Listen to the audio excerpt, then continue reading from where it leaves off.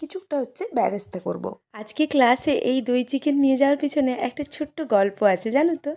কি হয়েছে, মিস বলেছিল যে কে কী রান্না সব থেকে ভালো করো। তো আমি খুব বড় মুখ করে বলেছি আমি দই চিকেন খুব দারুণ করি। তো মিস বলেছে ঠিক আছে বিলম্বিতা, তাহলে তুমি দই চিকেন নিয়ে আসবে। যে যেটা ভালো বানাতে পারে বলেছে, সবাইকে সেইগুলো নিয়ে যেতে বলেছে। তো আমরা সবাই খুব এক্সাইটেড, মানে আমরা আমাদের 100% এই রান্নাতে দেবো ভেবেছি।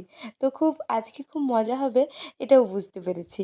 আর অ্যাকচুয়ালি কী হয়েছে বলো তো, নববর্ষ আমরা সকালটা বাড়িতেই নানা রকম রান্নাবান্না করি, খাওয়া দাওয়া করি, কিন্তু কখনো এমন হয় না যে নববর্ষের সকালটা বাইরে কোথাও লাঞ্চ করছি।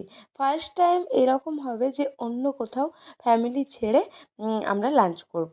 প্রথমে একটু মনটা খারাপ করছিল যে বরের সাথে ছাড়া করব, তো ও বলল কিছু ব্যাপার না, তুমি এনজয় করো।